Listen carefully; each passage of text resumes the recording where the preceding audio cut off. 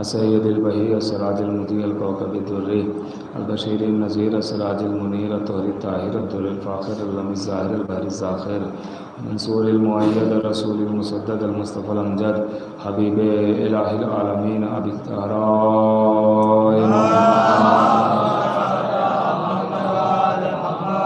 سید المطہر والامام المظفر وشجاع الغدنفر والشبیر المشبر قاسم طوبہ وسقر الاشجع المتین الامام المبین الاشرف المکین نقطۃ دائرۃ المطالب اسد اللہ الغالب غالب کل غالب مطلوب لکل طالب امام المشارق والمغارب مولانا امیر المومنین علی ابن ابی طالب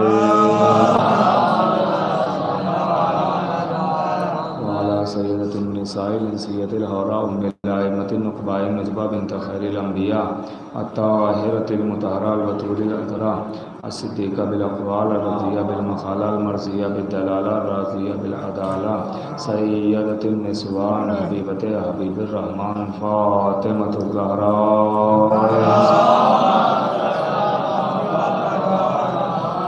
ولعنۃ اللہ علی اعدائہم ومنکر فضائلہم ومصائبہم وجلالتہم وشجاعتہم وفضیلتہم وولایتہم وطہارتہم وسخاوتہم وعطشہم اجمعین من یومنا ھذا الی قیام یوم الدین بسم اللہ الرحمن الرحیم ناد علی مظہر العجائب تجدہون لک فی النوائب کلو ہم و غمی سے انجلی بعظمتک یا اللہ بنبوتک یا محمد بولایتک یا علی یا علی یا علی اما بعد فقد قال اللہ سبحانہ تبارک و تعالی فی کتاب المجید والفرقان الحمید بسم اللہ الرحمن الرحیم قل ما صادقکم من اجر فہو لکم صلوات پر محمد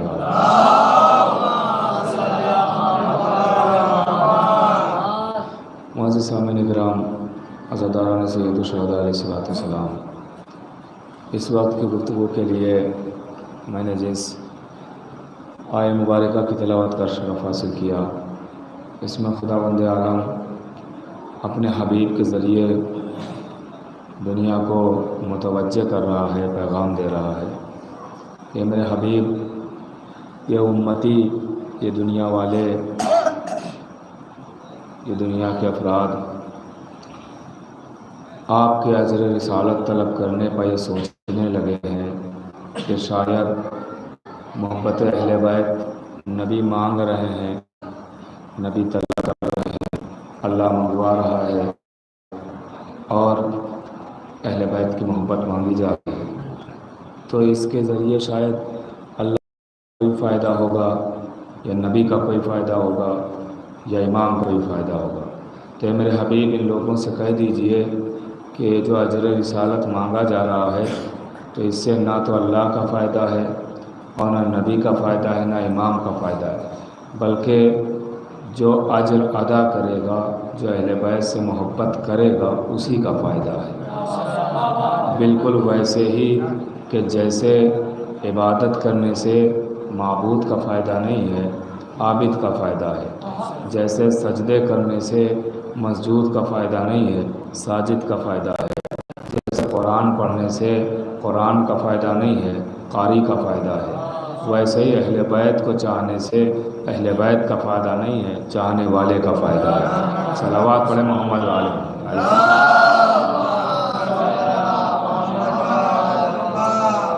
اور طولانی گفتگو نہیں ہوگی، بس ابھی انشاءاللہ آنکھ کا ماتم ہوگا اور اس میں بھی شریک ہوں گے اور مسلسل اعضاء میں آپ شریک ہیں۔ میں چند باتیں عرض کروں گا اور گفتگو کو تمام کر دوں گا۔ تو فائدہ کس کا ہوگا؟ جو چاہے گا اہل بیت کا، اس کا فائدہ ہوگا، اہل بیت کا کوئی فائدہ نہیں ہے۔ آپ دنیا بھر کے افراد، کائنات کے تمام لوگ اہل بیت سے محبت کرنے لگیں تو اہل بیت کی عظمت بڑھتی نہیں ہے، اور پوری کائنات اہل بیت کو چھوڑ دے تو ان کی عظمت گھٹتی نہیں ہے۔ اہل بیت ہر حال میں اہل بیت ہیں، ان کی عظمت ہر حال میں ان کی عظمت ہے، ان کی فضیلت ہر حال میں ان کی فضیلت ہے۔ اس لیے جو ان کی عظمتیں ہیں وہ عظمت آپ نے ان کو نہیں دی ہے، اللہ نے ان کو دی ہے، اللہ نے ان کو دی ہے۔ دنیا جسے عہدہ دیتی ہے وہ عہدہ ناراض ہونے پر چھین لیتی ہے، لیکن اللہ جسے عہدہ دیتا ہے غور کر رہے ہیں آپ، وہ عہدہ ہی الگ ہوتا ہے۔ اور پھر اہل بیت کا مسئلہ ہی ایسا ہے کہ اہل بیت کو اللہ نے عہدہ نہیں دیا ہے، بلکہ اہل بیت کو تو اپنے پہچانوانے کے ہی لیے بنایا ہے۔ اہل بیت کو تو اپنی معرفت کے لیے بنایا ہے۔ دیکھیے ہر ایک کا مقصد تخلیق ہے، مقصد خلقت ہے۔ اور آپ پوچھئے کہ یہ پیڑ کیوں بنے ہیں، یہ پھل کیوں بنے ہیں، یہ پانی کیوں بنا ہے، یہ زمین کیوں بنی ہے، یہ چاند کیوں بنا ہے، یہ سورج کیوں بنا ہے، یہ ستارے کیوں بنے ہیں، یہ پھول کیوں بنے ہیں، یہ کلی کیوں بنی ہے، یہ خار کیوں بنے ہیں، یہ پیڑ پودے کیوں بنے ہیں، بڑے بڑے پہاڑ کیوں بنے ہیں، تو آپ کو بتایا جائے گا کہ ان کا ایک مقصد ہے۔ چاند کا بھی ایک مقصد ہے تاکہ انسان روشنی حاصل کر سکے، سورج کا ایک مقصد ہے تاکہ ضیاء حاصل کی جا سکے، پھولوں کا مقصد ہے تاکہ آپ خوشبو محسوس کر سکیں، پیڑوں کا مقصد ہے تاکہ کوئی ٹھنڈی ٹھنڈی ہوائیں دے سکیں، پھلوں کا مطلب ہے تاکہ آپ اسے کھا سکیں، غور کیجئے گا، پانی کا مطلب ہے آپ پیاس بجھا سکیں، زمین کا مطلب ہے آپ کے رہنے میں کوئی دشواری نہ ہو، غور فرما رہے آپ، آسمان کا مطلب ہے کہ آپ کے سر پر کوئی نہ کوئی سایہ رہے، ایک شامیانہ رہے۔ تو ہر شے کا مقصد تخلیق ہے، بے مقصد اللہ نے کچھ نہیں بنایا ہے۔ ویسے ہی جیسے کائنات کو بغیر مقصد نہیں بنایا، ویسے ہی اہل بیت کو بھی بغیر مقصد نہیں بنایا۔ ایک صلوات پڑھیں محمد و آل محمد۔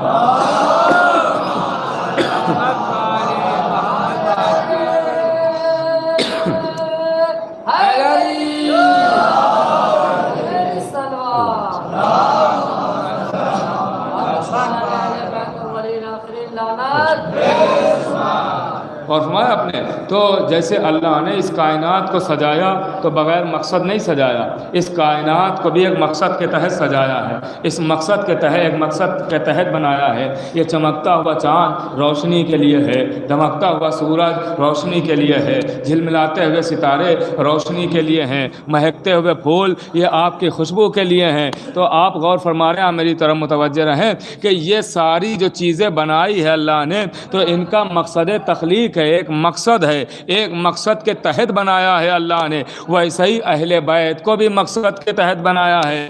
جیسے اللہ نے ہوا کو بنایا تو ہوا کا مقصد یہ ہے کہ آپ کو گرمی سے بچا سکے، غور کیجئے گا، جیسے ہوا کو بنایا کہ تو ہوا کا مقصد ہے آپ کو گرمی سے بچا سکے، آپ کو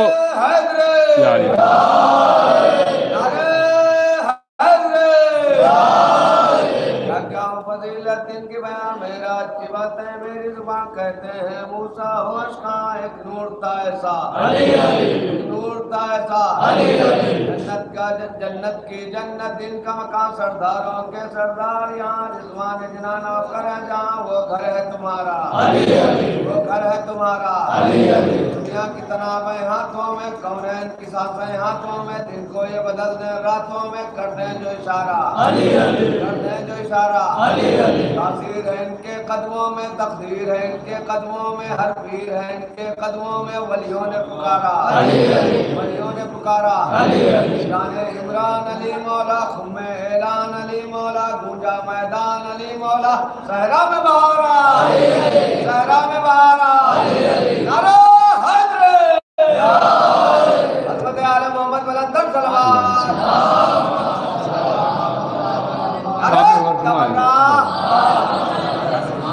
آپ نے غور فرمایا تو اللہ نے جیسے ہوا کو بنایا تاکہ آپ کو گرمی سے بچایا جا سکے، تو ہوا کا مقصد تخلیق یہ ہے کہ آپ گرمی سے بچیں۔ تو میں عرض یہ کر رہا ہوں کہ ہر شے کا ایک مقصد ہے، مقصد کے تحت بنایا۔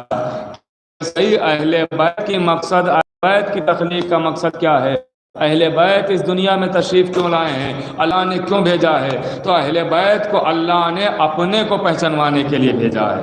تو اس کا مطلب یہ ہے کہ ان کا مقصد تخلیق یہ ہے کہ وہ اللہ پہچانا جائے۔ تو بھائی اب اللہ کیسے پہچانا جائے گا؟ کہ اب اللہ کی پہچان کے لیے ان کی پہچان ضروری ہے، اللہ کی معرفت کے لیے ان کی معرفت ضروری ہے، اللہ کو جاننے کے لیے ان کو جاننا ضروری ہے۔ اس کا مطلب یہ ہے کہ ہمارا کام یہ ہے کہ ہم ان کے دروازے تک آ جائیں اللہ تک یہ خود پہنچا دیں گے. اور کیجیے گا, ہم ان کے دروازے سے متمسک ہو جائیں خدا تک یہ خود پہنچا دیں گے. ہم ان کے دروازے پر پہنچ جائیں خدا تک وہ ہمیں خود پہنچا دیں گے. غور کیجیے گا, تو ہمارا کام ہے ان کے دروازے تک پہنچنا, ہمارا کام ہے ان کے دروازے سے متمسک ہونا, ہمارا کام ہے ان کے دروازے سے منسلک ہونا. اس کے بعد ان کا کام ہے اللہ کی معرفت کرانا, ان کا کام ہے اللہ تک پہنچانا. اب جو اہل بیت نے اپنے فضائل لوگوں میں بیان کیے ہیں, اپنے فضائل لوگوں کو بتائے ہیں, اپنے مناقب لوگوں تک پہنچائے ہیں, تو وہ اپنی عظمت ظاہر کرنے کے لیے نہیں پہچنوائے ہیں, اللہ کو پہچنوانے کے لیے فضائل سنائے ہیں. اور کیجیے گا, اللہ کو پہچنوانے کے لیے فضائل سنائے ہیں, اللہ کو بتانے کے لیے فضائل سنائے ہیں کہ یہ سمجھو کہ جب محمد کی یہ عظمت ہے تو محمود کی کیا عظمت ہوگی, جب علی کی یہ عظمت ہے تو اعلیٰ کی کیا عظمت ہوگی, جب فاطمہ کی یہ فضیلت ہے تو فاطر السماوات کی کیا عظمت ہوگی, جب حسن کی یہ عظمت ہے تو محسن کی کیا عظمت ہوگی, جب قدیم الاحسان, جب حسین کی یہ عظمت ہے تو قدیم الاحسان کی کیا عظمت ہوگی. یہ اللہ نے پنجتن کو بھیج کے, اہل بیت کو بھیج کے ہم لوگوں پر ایک احسان کیا ہے, احسان کیا ہے کہ تم ہمیں کبھی جان ہی نہ پاتے اگر یہ نہ ہوتے.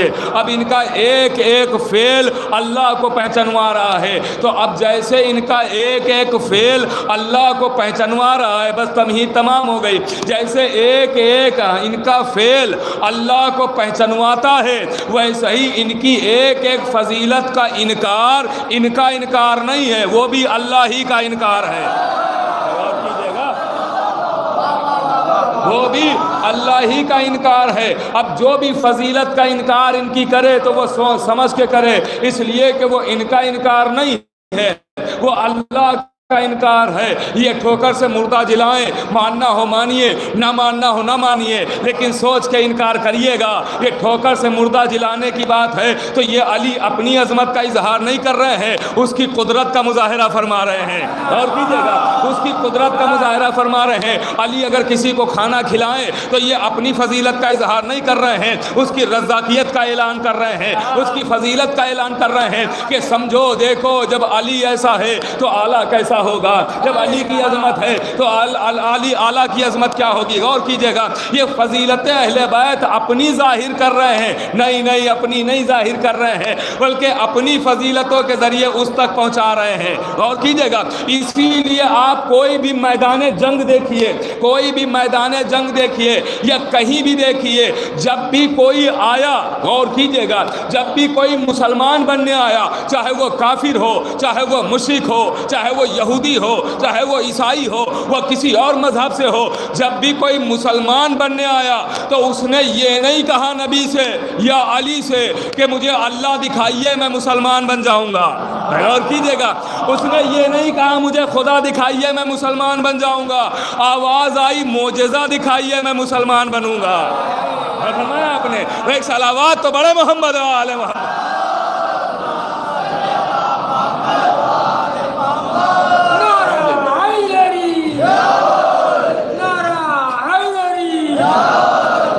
معجزہ دکھائیے میں مسلمان بنوں گا. تو معجزہ انہوں نے دکھایا, کلمہ اس نے خدا کا پڑھا. اور ہمارے اعجاز انہوں نے دکھایا, ادھر آ جائیے, اعجاز یا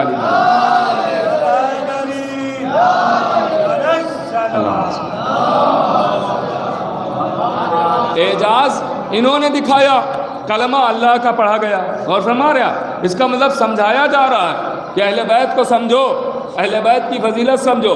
اب یہ رسول کے پاس لوگ آتے ہیں اور کلمہ اللہ کا پڑھتے ہیں, کیا کہتے ہیں؟ لا الہ الا اللہ, لا الہ الا اللہ. شاید میں نے کبھی عرض کیا ہو کہ لا الہ الا اللہ, اللہ کا کلمہ پڑھ لیا. اب دیکھیے لا الہ الا اللہ میں دو فکریں ہیں, ایک ہے اقرار اور ایک ہے انکار. جھوٹے خداؤں کا انکار بھی ہے, سچے خدا کا اقرار بھی ہے. جڑے رہیے گا, جھوٹے خداؤں کا انکار بھی کوئی خدا نہیں ہے, اور اس کے ساتھ ساتھ سچے خدا کا اقرار بھی ہے. اس کا مطلب سمجھایا جا رہا ہے کہ دیکھو جب بھی سچے کو ماننا ہو تو جھوٹوں پر لعنت بھی ضروری ہے. جب بھی सच्चे का इकरार करना, तो झूठों पर लानत ज़रूरी है। अब समझे, हम खाली अली अली नहीं करते हैं, अली के मुकाबले में आने वाले झूठों पर लानत भी करते हैं। झूठों पर लानत भी करते हैं, ये दोनों चीज़ें ज़रूरी।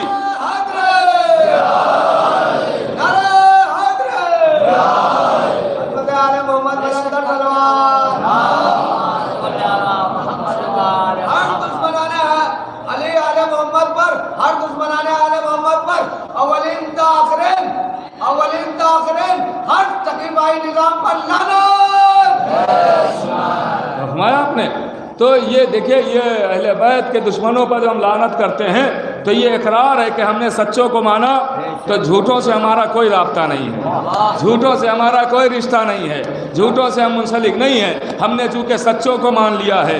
ये लानत, और ये लानत बड़ी अहम है। जो लोग एतराज़ कर देते हैं, सोच समझ के एतराज़ करना चाहिए है। गौर कीजिएगा, इसलिए कुरान की आयत है जिसका मफहूम मैं आपकी खिदमत में अर्ज़ करूँ। कुरान की आयत का मफहूम ये है कि आराफ पे एक मुअज्जिन खड़ा होगा, एक मुअज्जिन होगा।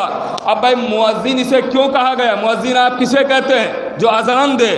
गौर फरमा रहे हैं आप, अज़ान देने वाले को आप कहते हैं मुअज्जिन। मगर कुरान कह रहा है कि आराफ पे होगा एक मुअज्जिन, मगर आगे का फिक्रा कह रहा है कि वो मुअज्जिन अल्लाह अकबर नहीं कहेगा, वो मुअज्जिन कहेगा जालिमों पर अल्लाह की लानत। वो मुअज्जिन कहेगा जालिमों पर लानत। इसका मतलब रोज़े महशर की अजान लानत है, और मुअज्जिन लानत करने वाला होगा। हमारे अच्छा, बात आई है अजान और मुअज्जिन की, तो ये भी सुनते चले। चौथे इमाम से पूछा गया, मौला क्या आपके दादा अली का नाम कोई कुरान में है? तो मौला ने फरमाया हाँ है। क्या? कब आज़ानु मिनल्लाह। मौला मैंने आपके दादा का नाम पूछा है, आप ये आयत क्यों सुना रहे हैं? कब आज़ानु मिनल्लाह। कहा आपके दादा का नाम क्या है? कहा ये जो अजान आया है ये मेरे दादा अली का नाम है। और कीजिएगा, इमाम फरमाते हैं, फरमाया ये जो अजान है ये मेरे दादा अली का नाम है। अजान दादा अली का नाम है। आप मुतवज्जे ही नहीं हुए। अजान अली का नाम है, अजान अली का नाम। अल्लाह अकबर भी है, अशहदु अल्ला इलाहा इल्लल्लाह भी है। और फरमा रहे आप, अशहदु अल्ला इलाहा इल्लल्लाह भी है, मुहम्मदुर रसूलुल्लाह भी है। इसका मतलब ये है कि अशहदु अल्ला इलाहा इल्लल्लाह, अल्लाहु अकबर, अशहदु अन्ना मुहम्मदुर रसूलुल्लाह, ये ऐलान है। अलीउन वलीउल्लाह अज़ान है। अल्लाहु अकबर, अल्लाहु अकबर, अल्लाहु अकबर, ऐलान है। भाई और नहीं फरमा रहे आप, अशहदु अल्ला इलाहा इल्लल्लाह ऐलान है, अशहदु अन्ना मुहम्मदुर रसूलुल्लाह ये ऐलान है, मगर अशहदु अन्ना अलीयन वलीउल्लाह ये अजान है। अब वो जो अपनी अजानों में अली का नाम नहीं लेते, वो अजान ना कहे, ऐलान कहे।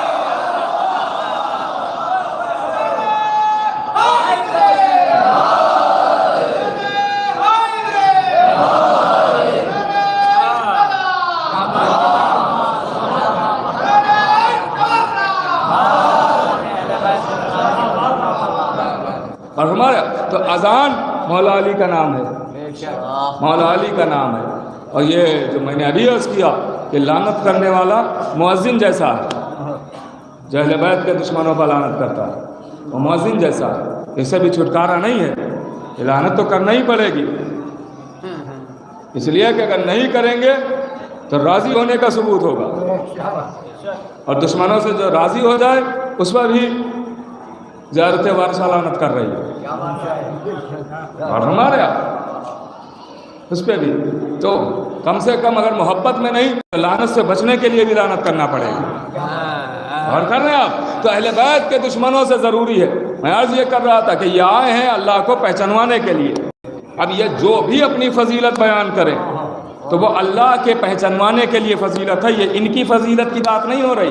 अहले बैत अपने को नहीं पहचानवाने आए, अपना तारुफ थोड़ी करा रहे हैं, अल्लाह को पहचानवा रहे हैं। मुर्दा जिलाया, पहचाना खुदा गया। और फरमा रहे हैं आप, शजाअत दिखाई, पहचाना खुदा गया। 2 انگلیوں پہ خیبر اٹھایا، پہچانا اس کی قدرت، پہچانی اس کی قدرت گئی. تو یہ جو بھی کرتے ہیں پہچانا اب ہو جاتا ہے. اب یہ انہوں نے جو کوفے کے منبر سے اپنے فضائل بیان کیے تو سمجھیے پہچانوا اسی کو رہے ہیں، پہچانوا اسی کو رہے ہیں اور سمجھا رہے ہیں دنیا کو کہ جو ہماری فضیلتوں کا انکار کرے وہ ہمارا انکار نہیں کر رہا ہے، خدا کا انکار کر رہا ہے، خدا کا انکار کر رہا ہے. غور کیجئے گا میرے عزیزو. اب مولا علی ایک دن آتے ہیں بیت الشرف، دیکھا رسول خدا تشریف فرما اور رسول خدا کے زانو پا امام حسین تشریف فرما. امام حسین کا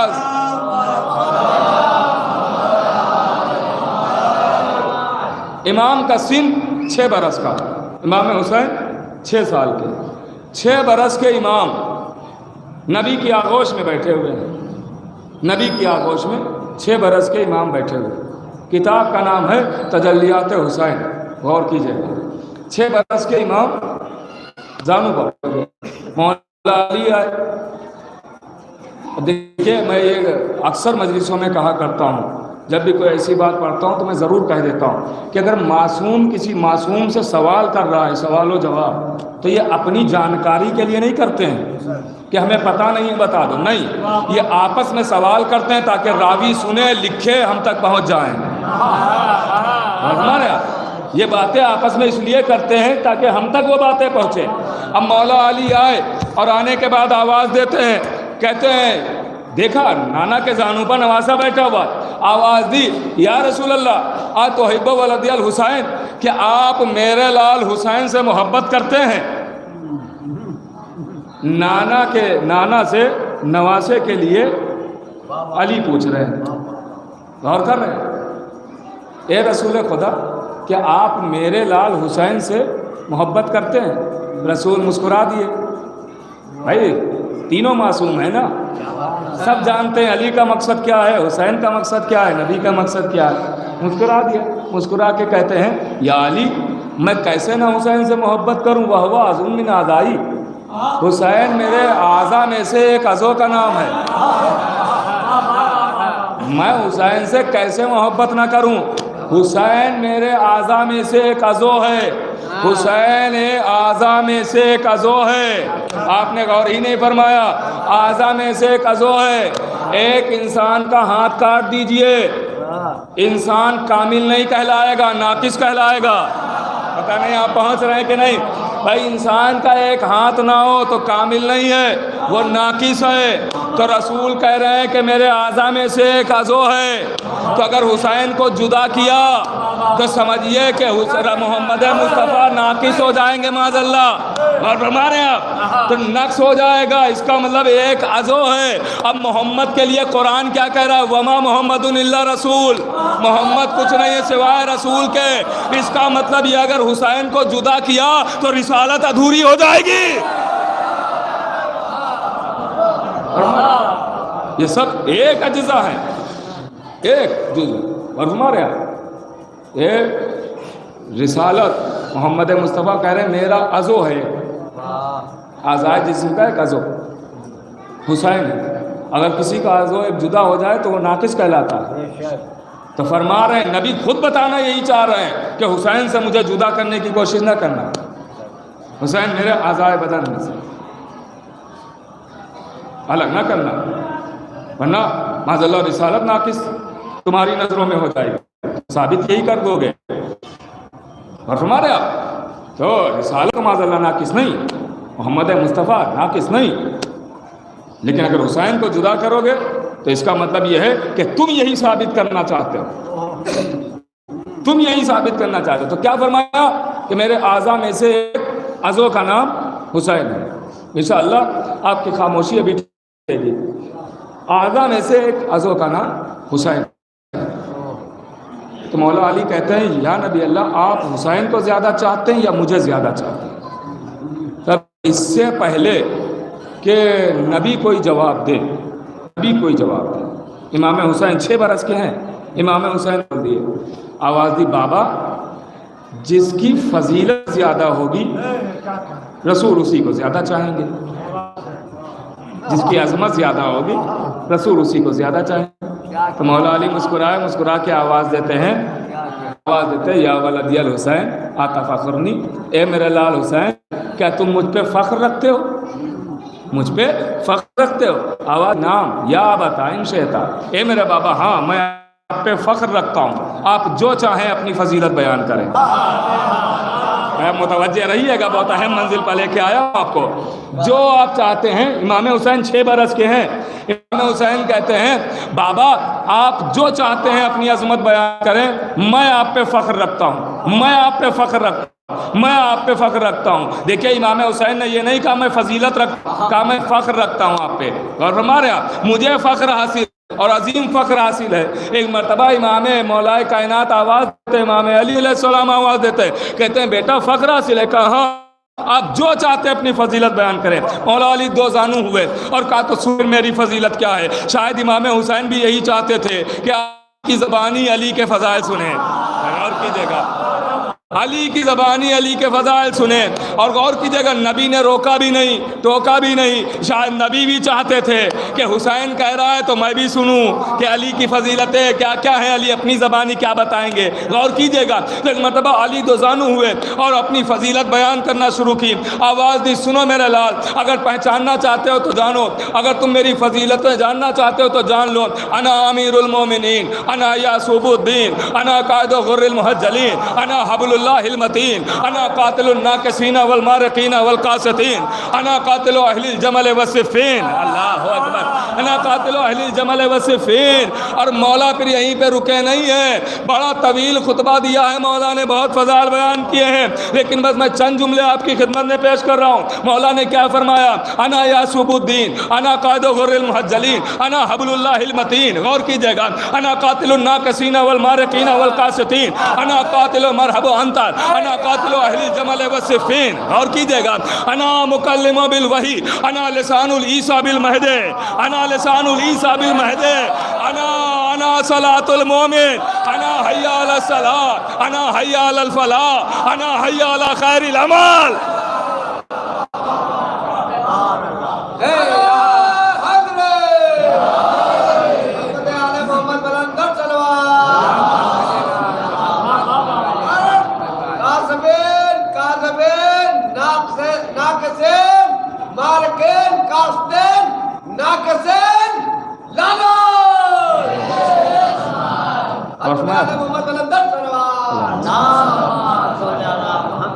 اور فرمایا آپ نے کہ مولا علی نے اپنے فضائل بیان کیے،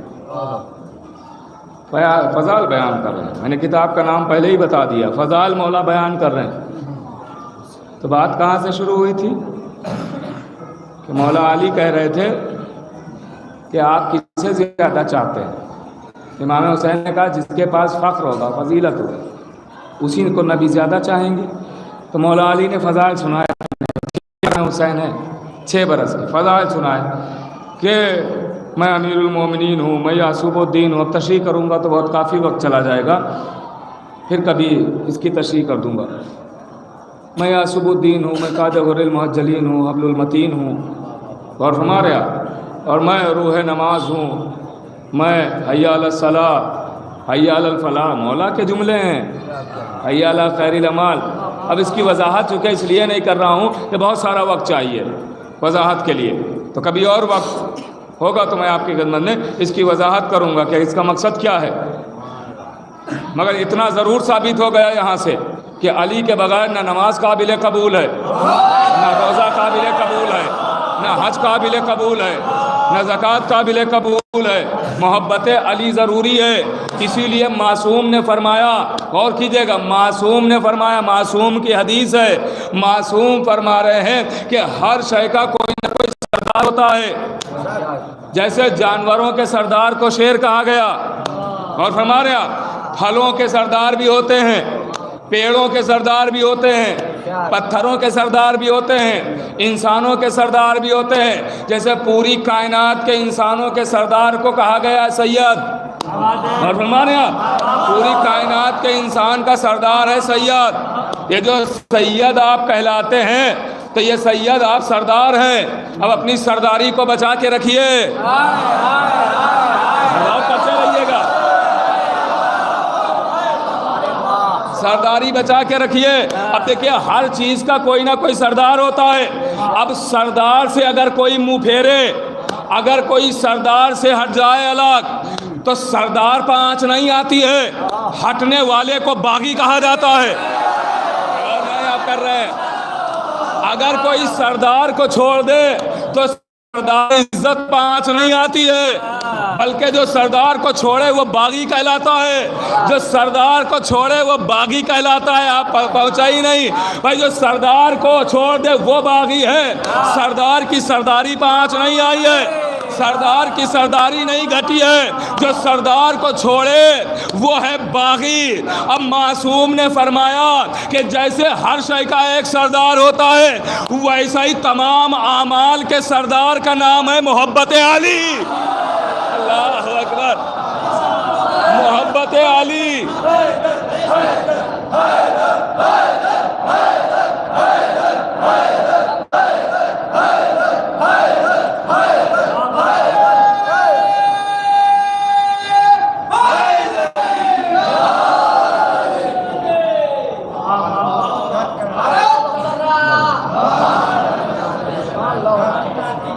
हर शय का कोई ना कोई सरदार है, वैसे ही तमाम आमाल के सरदार का नाम है मोहब्बत अली। मासूम की हदीस है, मोहब्बत अली। अब अगर कोई अली की मोहब्बत के बगैर कोई अमल करे तो मोहब्बत अली पर आंच नहीं आएगी, वो अमल बागी कहलाएगा। सरदार को क्यों छोड़ दिया? बगैर सरदार के कोई चीज नहीं है, बगैर सरदार के कोई चीज नहीं है। और हमारे सरदार को मानना ज़रूरी है, सरदार को मानना ज़रूरी है। तो वैसे आमाल के सरदार का नाम है मोहब्बत अली। बगैर मोहब्बत के कुछ भी काबिल कबूल नहीं है। आप देखिए बहुत सारी रवायतें, बहुत सारे वाक़यात और बहुत सारी मिसालें आपको मिल जाएंगी। बगैर मोहब्बत के कुछ नहीं है। मोहब्बत करना ज़रूरी है, और यही मोहब्बत ही को किताबों में दीन बताया गया। ये मोहब्बत ही दीन है, दीन किसी और चीज़ का नाम नहीं है। अल्लाह से मोहब्बत की, यही तो दीन है। नबी को चाहा, यही तो दीन है, यही तो दीन है। एक स्वामी जी तकरीर कर रहे थे, स्वामी जी पंडित जी तकरीर कर रहे थे। उन्होंने अपनी तकरीर में बड़ा अच्छा जुमला कहा। उन्होंने कहा कि दुनिया में हर किसी पर ज़रूरी है कि वो इश्क करे, इश्क करे। तो कहने लगे जब मैंने ये सुना कि इश्क करना ज़रूरी है तो मैंने हुसैन से इश्क कर लिया। सुना रहे आप? तो कहते हैं कि जब मैंने सुना कि इश्क करना ज़रूरी है तो फिर मैंने ऐसे किया ही नहीं है, मैंने हुसैन से इश्क किया। अरे दुनियावी आशिकों को धोखा मिलता है और गुनहगार भी होता है और न जाने क्या क्या सख्तियां उठाना पड़ती है, मगर जब इनसे इश्क करेंगे तो यहाँ भी फायदा मिलेगा, वहाँ भी फायदा मिलेगा।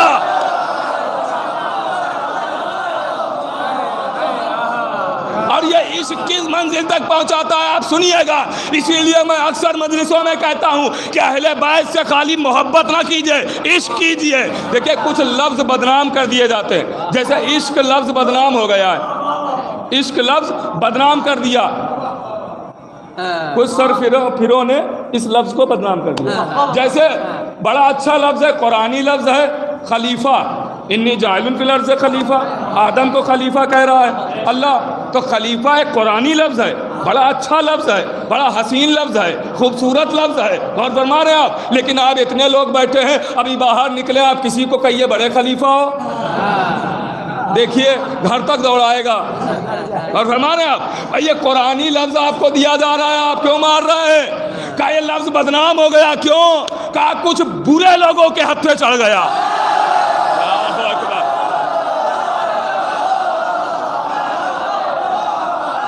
कुछ बुरे लोगों के हत्थे चढ़ गया, बुरे लोगों से मंसूब हो गया, कुछ बुरे लोगों ने अपना लिया। इसका मतलब यह है कि कुछ अच्छी चीज़ें भी अगर बुरे अपना लें तो वो चीज़ भी बुरी कहलाई जाती है, और हमारे वो बुरी ही समझी जाती है। माशरे में होती नहीं है बुरी, लेकिन माशरा समझने लगता। वैसे ही इश्क लफ्ज़, इश्क कुछ बुरे लोगों ने बदनाम कर दिया। ورنہ عشق سنیے گا کیا ہوتا ہے. عشق جانتے ہیں کسے کہتے ہیں؟ یہ عشق معمولی لفظ نہیں ہے، معمولی لفظ نہیں ہے عشق. محبت اور ہے، عشق اور ہے. محبت اور ہے، عشق اور ہے. جناب ابراہیم اپنی دمبیوں کو چرا رہے تھے، اپنی دمبیوں کو چرا رہے تھے. جبریل انسانی لباس میں آئے، غور فرمائے، جبریل آ گئے اور بڑی خوبصورت آواز میں کہا سبحان قدوس، اللہ کا نام لیا، اللہ کا نام لیا. تو جناب ابراہیم کہتے ہیں یہ آدھی دمبیاں تم لے لو مگر ایک بار میرے محبوب کا نام لے لو. پھر اس نے کہا سبحان قدوس، کہا یہ آدھی ہم لے کر کیا کریں گے، یہ بھی تم لے لو مگر ایک بار اور میرے محبوب کا نام لے لو. پھر انہوں نے کہا سبحان قدوس، کہا اچھا دمبیاں تو بچی نہیں، یہ لباس لے لو. لباس لے لیا اور فرما رہے اب لباس لے لیا. کہا کہ لیکن پھر بھی ایک بار دل چاہتا ہے کہہ دو سبحان قدوس، میرے محبوب کا نام لے لو. پھر اس نے کہا سبحان قدوس، اللہ کا نام پھر اس نے لیا. کہا کہ ایسا ہے اب میرے پاس مال میں سے تو کچھ بچا نہیں، یہ جان بچی ہے، آج سے میں تیرا غلام بن جاؤں گا، ایک بار اور لے لو میرے محبوب کا نام. ایک بار اور لے لے میرے محبوب کا نام. اب ایک مرتبہ پھر لیا محبوب کا نام، پھر لیا محبوب کا نام. تو کہا یہ سب لے کے چلو، میں تیرا غلام ہوں. اس نے کہا میں یہ سب کچھ لینے نہیں آیا، میں جبریل ہوں، میں تو آزمانے آیا تھا کہ عشق کتنا کرتے ہو،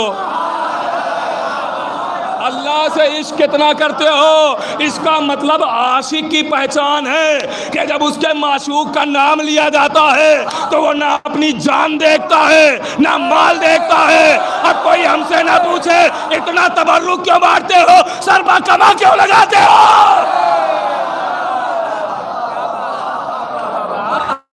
یہ عشق ہے، عشق، یہ عشق کی پہچان ہے، عشق کی پہچان. مولا علی کے ایک چاہنے والے تھے، بہت زیادہ عشق کرتے تھے. سنیے گا عشق کہاں تک لے جاتا ہے. مولا علی کے چاہنے والے تھے، بہت زیادہ عشق کرتے تھے اہل بیت سے، بہت زیادہ پیار کرتے تھے، محبت کرتے تھے. انہیں سولی دار پہ چڑھایا گیا تھا، دار پہ انہیں چڑھایا گیا تھا. ان کا جوان ایک بیٹا یا بیٹی کچھ بھی مان لیں، اولاد ایک تھی ان کے، بیٹا تھا یا بیٹی تھی کوئی بھی ہو، جوان تھی. تو جب انہیں دار پر چڑھایا گیا، سولی پر ہاتھ بندھے ہوئے ایسے، ہاتھوں کی نسیں کٹی ہوئی، پیروں کی نسیں کٹی ہوئی. غور کیجئے گا خون بہہ رہا ہے. تو بیٹے نے پوچھا دار پہ ہیں، دار پہ ہی بیٹے نے پوچھا یا بیٹی نے پوچھا، جو بھی سمجھ لے. تو پوچھا نیچے سے بابا آج آپ سولی پر چڑھے ہوئے ہیں، کیسا محسوس کر رہے ہیں؟ قسم خدا کی عشق ہو تو سنیے کیا جملے کیا نکلتے ہیں. دار پا بھی انسان بوکھلا جاتا ہے.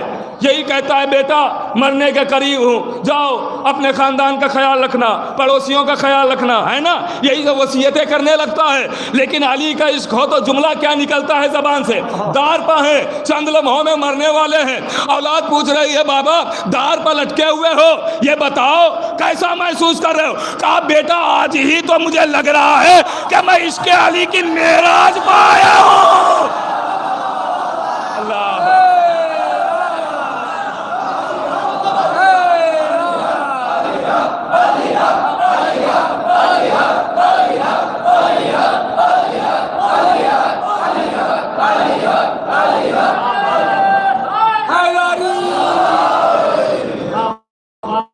عشق علی کی معراج پایا ہوں، مجھے آج ہی تو لگ رہا ہے.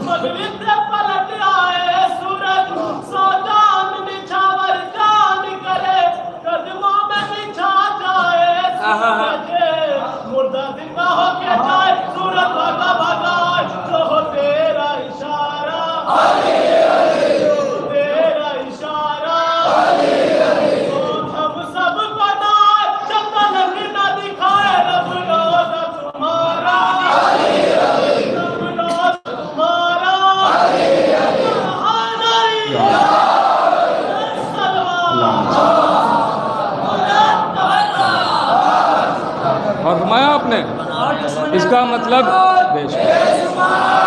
آپ سمجھ گئے نا اس کا مطلب کیا ہوا؟ مطلب یہ ہوا کہ جب عشق ہوتا ہے تو دار پہ جانے والا دار کو دار نہیں سمجھتا ہے، معراج سمجھتا ہے، معراج سمجھتا ہے۔ اور فرمایا آپ نے تو اہل بیت سے عشق کی منزل پہ آئیے، عشق کی منزل پہ۔ اور فرما رہے آپ جب عشق کریں گے تو عاشقوں کو لوگ اکثر مجنوں، پاگل، دیوانہ کہتے ہیں۔ اور فرما رہے ہیں آپ اب سمجھے بہلول کو دیوانہ کیوں لوگ کہتے ہیں؟ اسی لیے کہتے ہیں وہ ان کے پاس محبت نہیں، عشق تھا۔ اور کر رہے ہیں آپ یہ عاشق تو اہل بیت کے۔ اب سنیے گا، میں آج کیا کر رہا تھا کہ امام حسین نے کہا، جڑے ہیں نا، امام حسین نے کہا کہ بابا میں آپ پہ فخر رکھتا ہوں، بات پہنچ رہی ہے نا؟ تو مولا علی نے اپنے فضائل سنائے۔ اب جب مولا علی فضائل سنا چکے تو نبی مسکرا کے کہتے ہیں بیٹا تم تو کہہ رہے تھے کہ میں فخر رکھتا ہوں، تمہارے بابا نے اتنے فضائل سنا دیے، کیا اس کا جواب ہے کوئی تمہارے پاس؟ 6 برس کے امام حسین، تمہارے بابا نے اتنے فضائل سنائے، تم کہہ رہے ہو کہ میں فخر رکھتا ہوں، تب جواب دو بابا کو۔ امام حسین ایک زانو پر بیٹھے تھے، وہاں سے اٹھے دوسرے زانو پر آئے۔ شاید وجہ ہو یہ ہو کہ ابھی تک جس زانو پر بیٹھے تھے اسے فرش بنائے تھے، اب جس پر آئے اسے ممبر بنایا۔ اللہ اکبر، اب جس پر آئے اسے ممبر بنایا۔ اب سنیے گا، اب دیکھتا ہوں کون عاشق حسین خاموش رہے گا، سب کی آزمائش ہے اس جملے پر، غور کیجئے گا۔ اب ایک مرتبہ امام حسین اٹھے اور آئے دوسرے زانو پر، آواز دی بابا آپ نے جو فضائل سنائے بے شک آپ کی فضیلت تو اس سے بھی کہیں زیادہ ہے، بہت زیادہ ہے آپ کی فضیلت، بے شک آپ امیر المومنین ہیں، عصوب الدین ہے، قائد غر المحجلین ہے، حبل اللہ المتین ہے، آپ کی عظمت اس سے بھی زیادہ ہے، لیکن فخر مجھے ہی حاصل ہے۔ آواز دی تو بیٹا بتاؤ تمہیں کیا فخر حاصل ہے؟ وہ کون سی ایسی فخر کی چیز تمہارے پاس ہے جو میرے پاس نہیں ہے؟ وہ کون سی عظمت تمہارے پاس ہے جو میرے پاس نہیں ہے؟ ایک مرتبہ 6 برس کے حسین آواز دیتے ہیں انا الحسین ابن علی، اللہ اکبر۔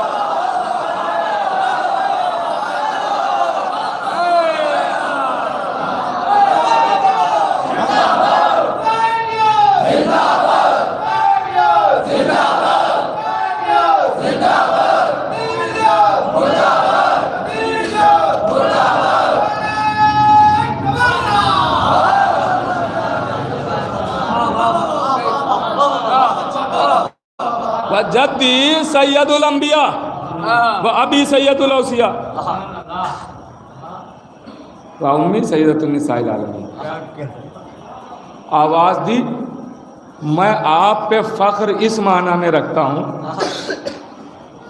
کہ میرے بابا جیسا آپ کا بابا نہیں، میرے نانا جیسا آپ کا نانا نہیں، میری ماں جیسی آپ کی ماں نہیں۔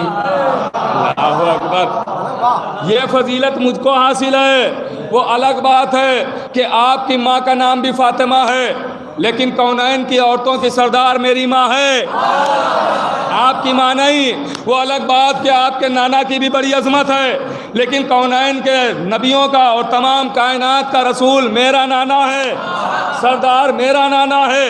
اور کیجیے گا، وہ الگ بات ہے کہ آپ کے بابا کی انگلیاں پکڑ کے چلنا اسلام نے سیکھا، لیکن علی میرا بابا ہے۔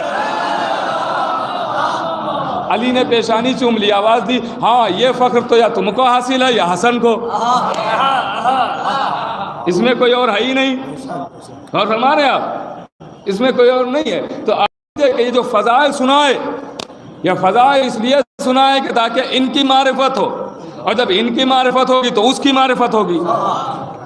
جب تک آپ انہیں نہیں پہچانیں گے اسے کیسا پہچانیں گے؟ ارے باپ ابھی تک مسجد سمجھے نہیں اور کعبہ سمجھنے چلے ہیں، نہیں فرمایا آپ نے؟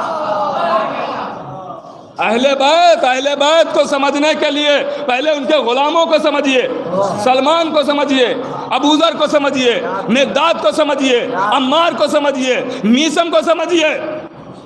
اہل بیت کو کون سمجھ سکتا ہے؟ یہ لوگ کہہ دیتے ہیں نا کہ فضیلت بہت بڑی بیان کر دی ہے، غلو کر دیا ہے۔ غلو کا مطلب بھی جانتے ہیں یا غلو کر دیں؟ اب کہہ دیا خالی، مطلب بھی جانتے ہیں؟ غلو کا مطلب ہے حد سے بڑھانا، ہے نا؟ حد سے بڑھانا مطلب کیا؟ حد سے بڑھانا کیا مطلب ہے؟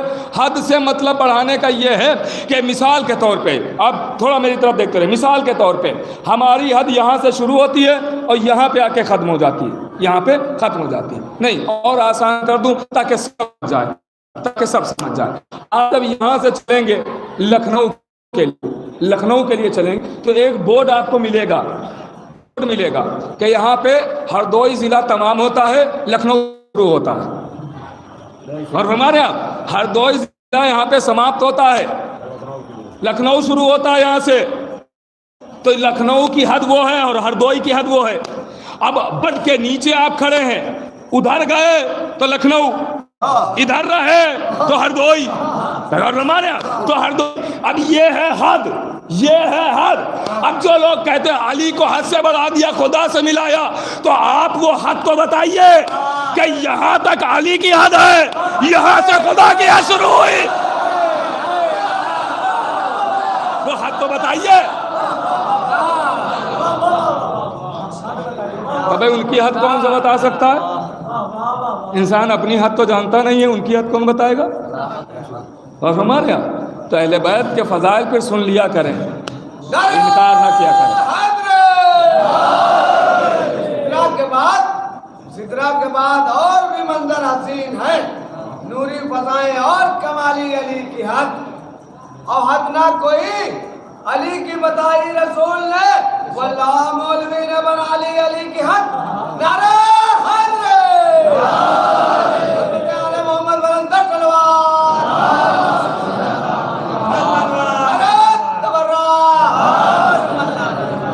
اور ہمارے یہاں میرے عزیزو علی کی حد نہیں ہے کوئی، ہم کیا سمجھیں علی کیا ہے؟ تو نبی جانے، خدا جانے۔ میں نے نجف جانے سے پہلے ایک واقعہ پڑھا تھا، اس کے بعد ہو سکتا ہے لوگوں نے اسے دہرایا ہو، یاد آ جائے آپ کو کہ نبی جب معراج پر گئے اللہ سے باتیں کرنے، اور ہمارے یہاں اللہ سے باتیں کرنے گئے، باتیں کی مگر لہجہ بھی جانا پہچانا، اور جو پردے کے پیچھے سے ہاتھ نکلا تو کس کا ہے مجھے نہیں پتا ہے، مگر اتنا ضرور میں جانتا ہوں اللہ ہاتھ نہیں رکھتا۔ اور ہمارے یہاں لیجئے نبی باتیں کر کے آئے، آواز دی میں معراج پہ گیا تھا، آخری مرحلہ ہے، جب تک انشاءاللہ آگ بھی تیار ہو جائے گی، اس کے بعد ربط مصائب ہے، اور پھر آپ ماتم میں شریک ہیں۔ نبی آواز دیتے ہیں، معراج پہ گیا، سلمان کہتے ہیں یا نبی بات بتائیے معراج کی۔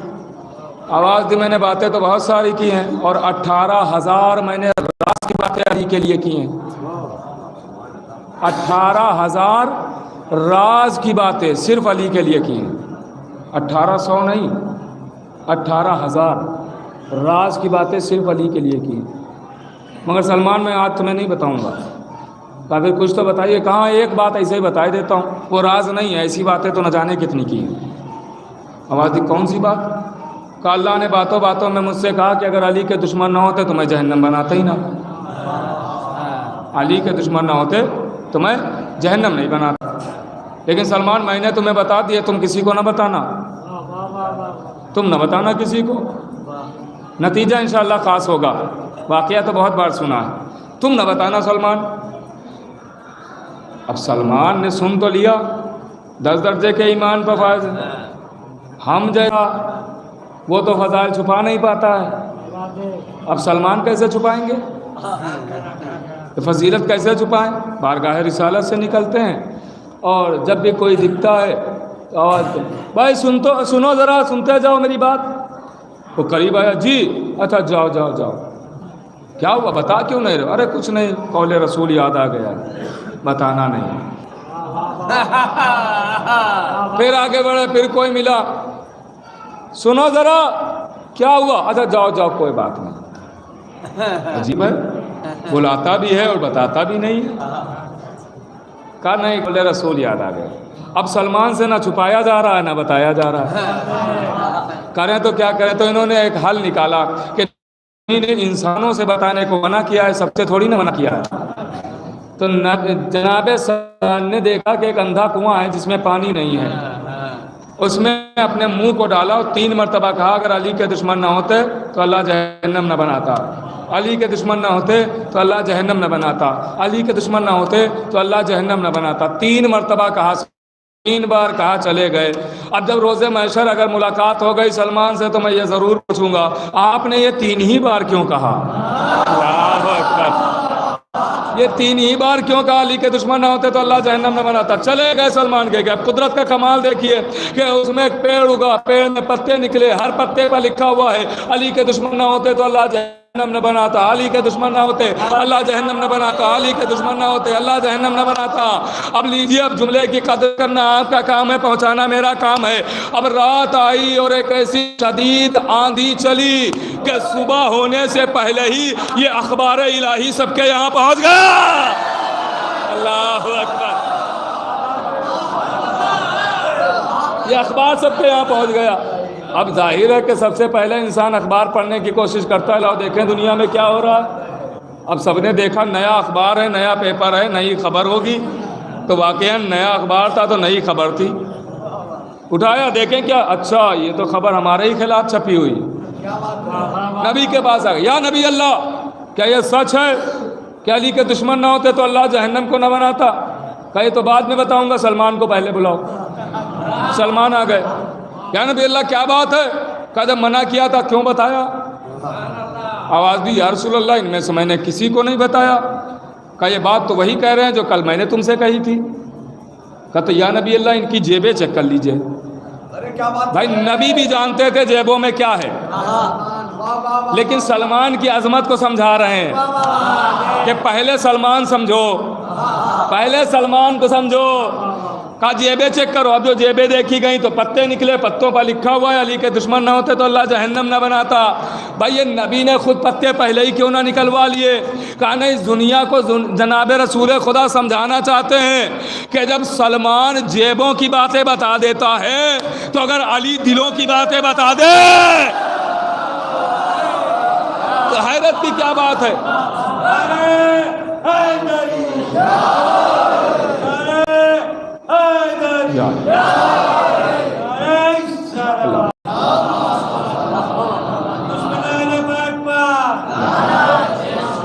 اور کر رہے ہیں آپ؟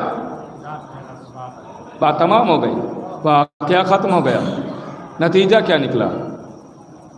ارے نتیجہ بالکل سامنے، جو آہستہ سے میں عرض کر دوں، نتیجہ سامنے کہ جب فضیلت علی اللہ سے نہ چھپائی گئی تو نبی کو بلا کے بتایا، جب نبی سے نہ چھپائی گئی تو سلمان کو بتایا، جب سلمان سے نہ چھپائی گئی کنویں کو بتایا، جب کنویں سے نہ چھپائی گئی تو پیڑ اگایا، جب پیڑ سے نہ چھپائی گئی تو پتے اگائے، جب پتوں سے نہ چھپائی گئی تو اپنے سینوں پر تحریر کیا، اور ہر ایک تک خبر پہنچا کے دنیا کو یہ سمجھایا کہ سورج کی روشنی چھپائے سے نہیں چھپتی۔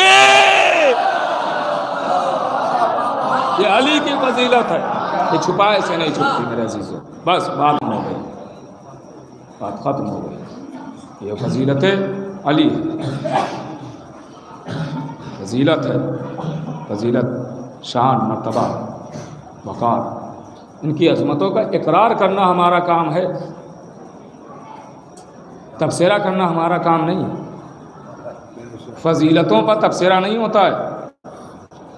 جو فضیلت پر اگر بحث کرنے لگے تو سمجھ لیجئے یہ ماننا نہیں چاہتا ہے۔ اگر کوئی فضیلت پہ بحث کرنے لگے تو سمجھیے یہ ماننا نہیں چاہتا۔ ارے اگر میں کہوں کسی سے کہ بھائی ہیں، بڑے نمازی ہیں، بڑے عبادت گزار ہیں، بڑے پرہیزگار ہیں، کبھی جھوٹ تو سنا ہی نہیں ہے، انصاف کے علاوہ کچھ کرتے ہی نہیں ہیں، اتنا منصف مزاج میں نے کبھی دیکھا ہی نہیں ہے، آپ بھی جی جی جی، جبکہ آپ بھی جانتے ہیں کہ باپ کتنا بڑا سچا ہے، آپ بھی جانتے ہیں کتنا بڑا مومن ہے، آپ بھی جانتے ہیں کتنا بڑا عبادت گزار ہے، مگر آپ ایک بار بھی نہیں کہیں گے نہیں کہا مولانا کیسی باتیں کر رہے ہیں، میرا باپ دن میں اتنے جھوٹ بولتا ہے، آپ کہہ رہے سچے، نماز کبھی پڑھتا نہیں، آپ کہہ رہے عبادت گزار، نہیں نہیں، میں جھوٹی فضیلت آپ کے باپ کی کرتا رہوں، بیان کرتا رہوں، آپ جی جی جی جی کرتے رہیں گے، اقرار کرتے رہیں گے. ارے اپنے باپ کی فضیلت ہو تو جھوٹی فضیلتیں ماننے کے لیے تیار ہے. حسنین کے باپ کی فضیلتیں ہو تو انکار کیوں کر دیتے؟ وہاں بھی اقرار ہی اقرار ہونا چاہیے، وہاں کی فضیلتیں ماننا.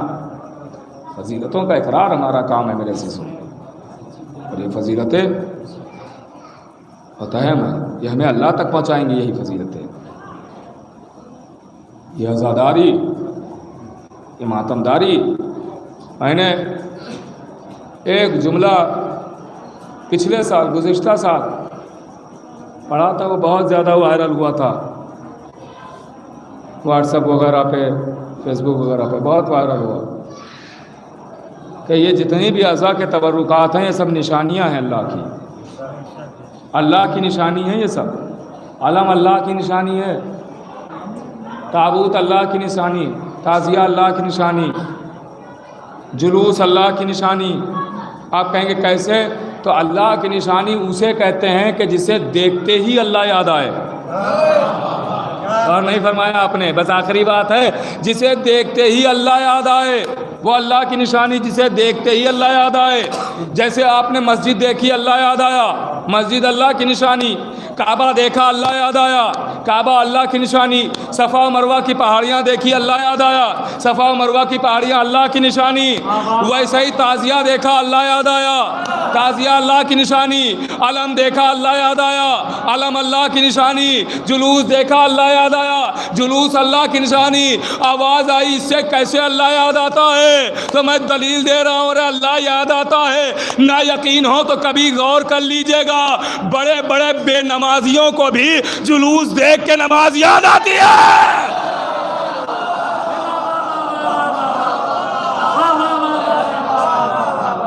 یہ اللہ کی نشانی ہے.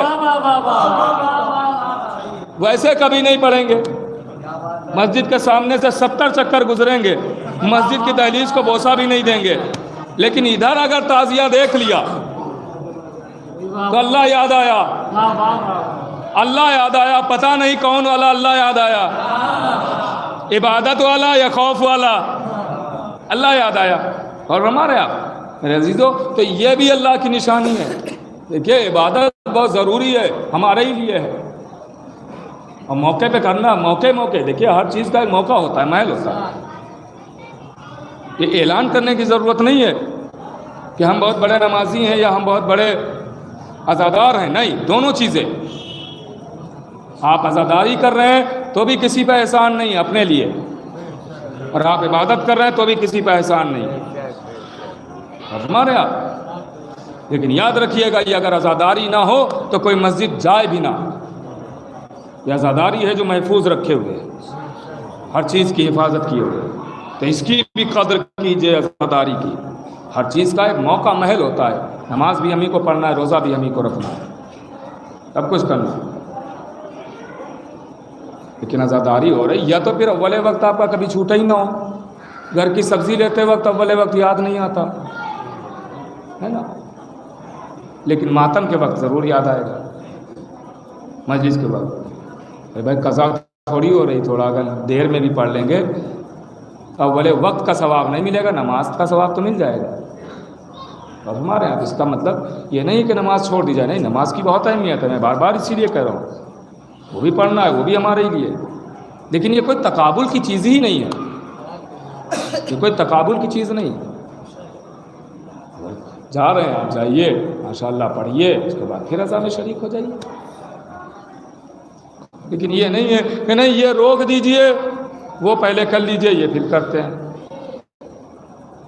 نہیں میرے ساتھ، آپ جائیے آہستہ آہستہ، 2 لوگ جائیے، 4 لوگ جائیے، کر کے آ جائیے، اذان میں شریک ہو جائیے. اس کے بعد 2-4 پھر چلے جائیں گے، پھر وہ کر کے آ جائیں گے، پھر چلے جائیں گے، پھر کر کے آ جائیں گے. ایسے اذان بھی ہوتی رہے گی اور نماز بھی ہوتی رہے گی. کیا اچھا نہیں لگتا ہے دونوں عبادتیں ساتھ چلیں؟ دونوں عبادتیں ہوتی چلی گئی میرے عزیزوں. یہ عبادت ہے، اس پر بولنا اچھا نہیں لگتا. عزاداری پہ ڈرنا چاہیے بولتے ہوئے. عزا کے لیے پتہ نہیں کون سا انداز شہزادی کو پسند آ رہا ہے؟ کون سا انداز شہزادی کو پسند؟ کس کی کون سی ادا پسند آ رہی ہے؟ کون سی ادا آپ جانتے میرے عزیزو؟ میں نے واقعہ ایک سنا ہے، پڑھا تو نہیں ہے کسی کتاب میں، لیکن سنا ہے ضرور کہ مولا حسین کے روضے میں جب زائر آتے ہیں تو وہ ایک پھول کی چھڑی جیسی لیے رہتے ہیں. جو زائرین ہوں گے وہ جانتے ہیں، ایک پھول کی چھڑی جیسی. اگر اس کو آپ کے تیز بھی مارا جائے تو لگے گی نہیں، آپ کو اچھا لگے گا. وہ پھول کی چھڑی ایسی ہوتی ہے بالکل. وہ کیوں لیتے ہیں؟ وہ اسی لیے لیتے ہیں کہ جب مجمع زیادہ اکٹھا ہو جاتا ہے تو وہ آگے بڑھاتے رہتے ہیں، اس سے آہستہ آہستہ آگے بڑھاتے ہیں. متوجہ کرنے کے لیے وہ ہوتی ہے، متوجہ کرنے کے لیے کہ آپ میری طرح متوجہ ہو جائیں تاکہ دوسرے زائروں کو آگے بڑھایا جا سکے. متوجہ. تو ایک زائر کے وہ چھڑی پھول کی چھڑی وہ لگی، اس نے دیکھا، متوجہ ہوا، چلا گیا، زیارت کی چلا گیا. تو خواب میں اس خادم کے امام حسین علیہ السلام آئے تھے اور آواز دی، تو نے میرے زائر کو اذیت دی. اور فرما رہے ہیں پھول کی چھڑی تھی، جبکہ اس کی نیت میں اذیت تھی بھی نہیں. نیت نہیں، اذیت نہیں تھی اس کی نیت میں، لیکن شاید اس زائر نے کچھ فیل کیا ہو. آپ سمجھے؟ اس کا مطلب یہ ہے کہ ہم عزا کے معاملے میں، امام حسین کے معاملے میں ہم زبان نہ کھولیں تو زیادہ اچھا ہے. عزاداری جو کر رہا ہے، ہاں اگر کوئی توہین عزا کرے تو ضرور زبان کھولے. اگر عزاداری کی توہین ہو رہی وہ نہ برداشت کیجیے، لیکن اگر عزاداری کوئی کر رہا ہے تو کیسے کر رہا ہے اسے کرنے دیجیے. عزیزو، یہ عزائے امام ہے، غریب کا ماتم ہے، مظلوم اور بےکس کا ماتم ہے. یاد رکھیے گا، شاید یہ میرا جملہ یاد رہ جائے کہ ہم سب کے سب عزاداری کے نوکر ہیں، مالک نہیں ہیں. ہم سب عزا کے نوکر ہیں، مالک نہیں ہیں. اور ہر نوکر کو چاہیے اپنی اوقات میں رہے، مالک بننے کی کوشش نہ کرے. ہم کون ہوتے ہیں بولنے والے عزا کے معاملے میں؟ ہم عزاداری کے نوکر ہیں، ہم عزاداری کریں. مالک تو شہزادی ہیں، انہوں نے عزا کو قائم کیا. آج ہم تک یہ نعمت پہنچی. دنیا یہی چاہتی ہے کہ عزاداری مٹ جائے، اسی لیے چاہتی ہے تاکہ ہم تک مظلومیت، حسین کی مظلومیت پہنچنے نہ پائے، حسین کی بے کسی نہ پہنچنے پائے کہ حسین کو کس بے دردی سے مارا گیا، ہم تک نہ پہنچنے پائے. کیونکہ جب وہ پہنچے گا تو پوچھنے والا سامنے سے پوچھے گا کس نے مارا. جب وہ بتایا جائے گا تو پتہ چلے گا باپ کون ہے. پھر پوچھا جائے گا کہ کہاں سے ان کو بادشاہت ملی، وہ پورا سلسلہ ثقیفہ تک پہنچ جائے گا. دنیا تو چاہتی ہے کہ ایسا نہ ہو، لیکن آپ خدا کے لیے اس معاملے میں ایک رہیے. عزاداری کے معاملے میں دنیاوی اختلاف کی ہم بات نہیں کر رہے ہیں، وہ اپنے آپ کے ہیں، لیکن عزا کے معاملے میں ایک رہیے، متحد رہیے. عزاداری کے معاملے میں اپنے نظریات، اپنے تمام اور باتیں اپنی جگہ ہیں، لیکن عزائے حسین کے معاملے میں سب ایک رہیں، سب عزاداری کریں. حسین کسی ایک کے نہیں ہیں، حسین سب کے ہیں. عزاداری کا معاملہ ہو تو آپ بھی ماتم کریں. یہ نہیں ہے کہ یہ تو ان کی عزاداری ہے، یہ تو وہ مجلس کروا رہے ہیں. وہ مجلس تھوڑی کروا رہے ہیں، ان کی کیا اوقات ہے جو مجلس کروائیں؟ تو غلام ہیں، نوکر ہیں. ہماری کیا اوقات ہے کہ ہم مجلس پڑھیں؟ ہم تو غلام ہیں، نوکر ہیں. فخر بس اس بات پر کرتے ہیں کہ انہوں نے اس نوکری کے لیے چنا. ویسے آپ بھی فخر کریں کہ ہمیں نوکری کے لیے چنا عزاداری کے لیے. عزیزوں نے غور فرمایا کہ عزاداری کے معاملے میں ایک رہے، کہیں بھی مجلس ہو، کہیں بھی ماتم ہو، شریک ہو، عزاداری میں جائیں، حصہ لیں. کیونکہ حسین بہت مظلوم ہے.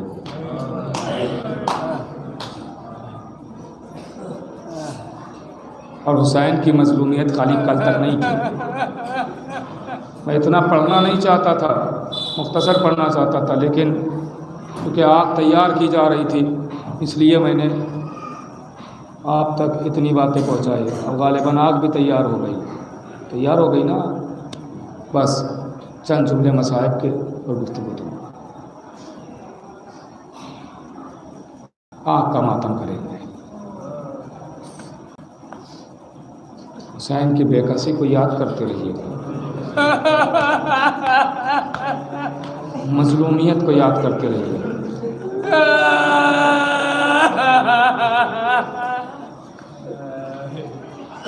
میں بس ربط دے دوں گا آپ کے ماتم سے. جب آپ ماتم ابھی کریں گے وہاں سے بس ربط دوں گا. اس سے پہلے چند جملے سنیں اور وہاں سے ربط دے کے میں مجلس تمام کر دوں گا.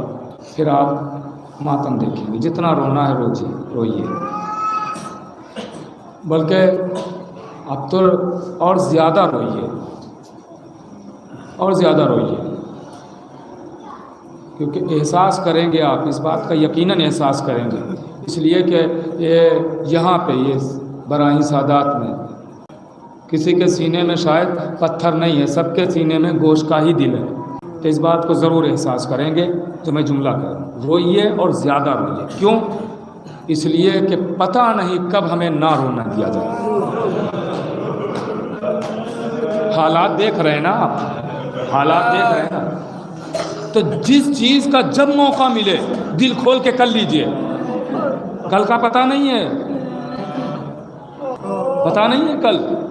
پچھلے سال آپ نے سب کچھ ہونے کے باوجود آپ نے کیسے جلوس نکالے تھے، رونق تھی. اس سال ویسا کر پایا؟ نہیں کر پایا. تو یہی سوچتے جائیے پتہ نہیں کب روک دیا جائے. یزیدیت پھر ابھر رہی ہے.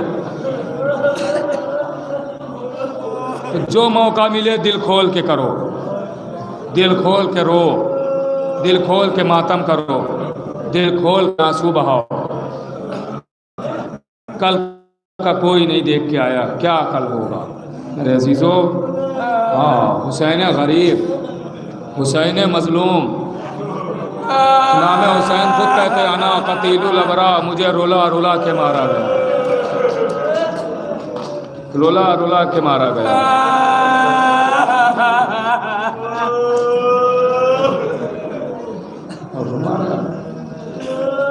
امام زمانہ زیارت ناہیہ میں فرماتے ہیں سلام اس پر جس کی داہنی طرف کی پسلیاں بائیں طرف کی پسلیاں داہنی طرف. اتنے گھوڑے دوڑائے گئے.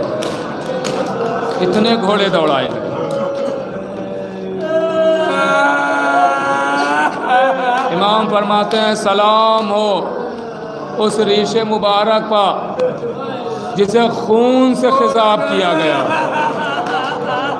سلام ہو اس پہ جس کے لاشے کو بے کفن چھوڑ دیا گیا. سلام ہو جس کے بدن کو چھلنی کر دیا گیا تیروں سے. اللہ اکبر. آپ کی آنکھیں نم ہو گئیں. خدا ان آوازوں پر رحمت نازل کرے. یہ بہت عظیم نعمت ہے، یہ جو آنسو ہیں بہت عظیم نعمت ہے. میں نے رفیق بھائی کے عرض کیا تھا ابھی پرسوں کہ اگر کسی کے آنسو نہ آئے تو کتابوں میں ملتا ہے کہ وہ اپنے گناہوں کی توبہ کرے، کہ پتہ نہیں کون سا ایسا گناہ ہوا ہے کہ یہ نعمت ہم سے روک دی گئی. توبہ کرتا رہے. وہ بہت بڑی نعمت ہے یہ آنسو، عزائے حسین میں نکلنے والے آنسو.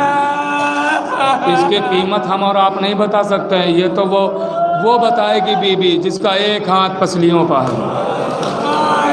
وہ بی بی بتائے گی کہ ان آنسوؤں کی عظمت کیا ہے، ان آنسوؤں کی فضیلت کیا ہے. روایت کہتی ہے لیجئے آپ رو چکے، بس مجلس تمام ہو رہی ہے.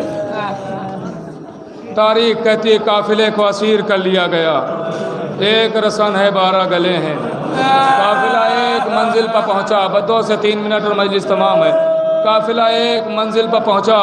اب اس منزل پر جب قافلہ پہنچا تو سب کے ہاتھ کھول دیے گئے تھے، ہاتھ کھلے ہوئے تھے سب کے۔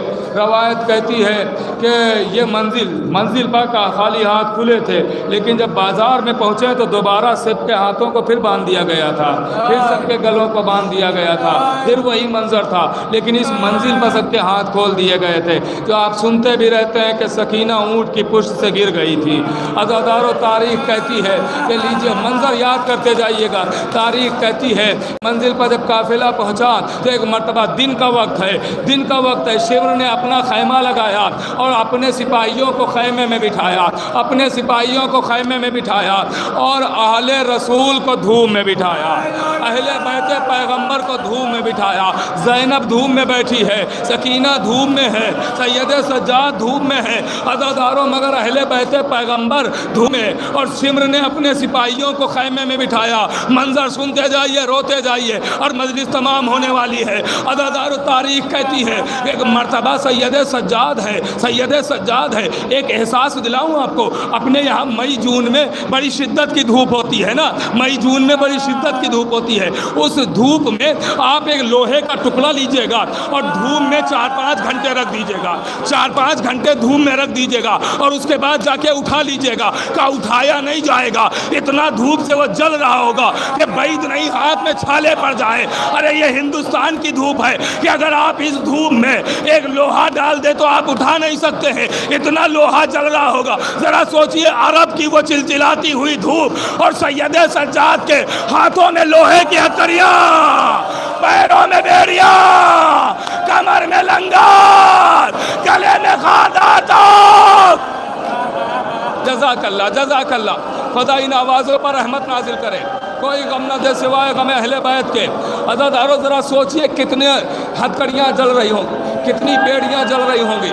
آپ نے سنا ہے نا کہ سید سجاد مجھے آگ کے ماتم تک آنے دیجیے گا۔ سید سجاد لنگر پہن کے چلے ہیں نا، لنگر سنا ہے، مگر لنگر جانتے کسے کہتے ہیں؟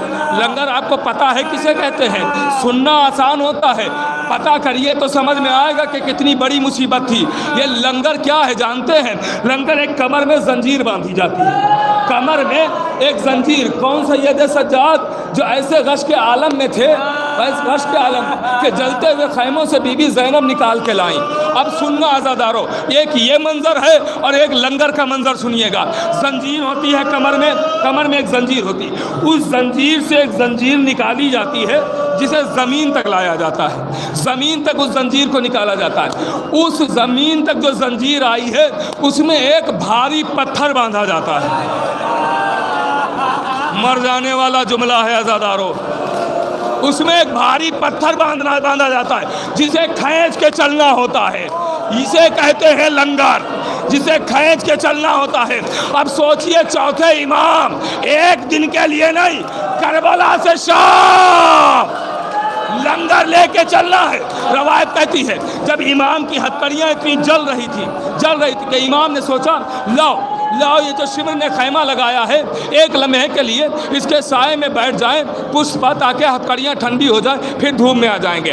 ابھی سائے میں پہنچے ہی تھے کہ شمر تک آواز پہنچی، تازیانہ لے کے آیا، آواز دی سجاد تمہاری جگہ یہ نہیں ہے، تم دھوپ میں بیٹھو۔ ادھر سید سجاد دھوپ میں آئے، ادھر زینب سے یہ منظر نہ دیکھا گیا۔ ایک ایک بی بی کو بلایا، آؤ ام کلثوم، آؤ ام فروات، آؤ رباب تم بھی آؤ، رقیہ تم بھی آ جاؤ۔ ایک ایک بی بی کو بلایا، آواز دی بیٹا سجاد تم بیچ میں بیٹھ جاؤ، ہم تمہارے چاروں طرف کھڑے ہو جائیں گے تاکہ ہم تم پر اتنا سایہ کر سکیں کہ تمہاری ہتھکڑیاں ٹھنڈی ہو جائیں۔ لیکن روایت کہتی ہے کہ بیبیاں بھی کھڑی تھی کہ اتنی دھوپ میں شدت تھی کہ ایک ایک بی بی بیٹھ گئی۔ اب جو سجاد نے دیکھا تو اکیلی زینب آواز دی اے پھوپھی اماں آپ بھی بیٹھ جائیے۔ کہا بیٹا میں کیسے بیٹھ جاؤں، اس لیے چلتے چلتے تمہارے بابا نے کہا تھا زینب میرے بچے تمہارے حوالے، زینب میرے بچوں کا خیال رکھنا۔ لیجیے حکم ہوا قافلے کو آگے بڑھایا جائے، آخری جملہ مجلس تمام ہو گئی، قافلے کو آگے بڑھایا گیا۔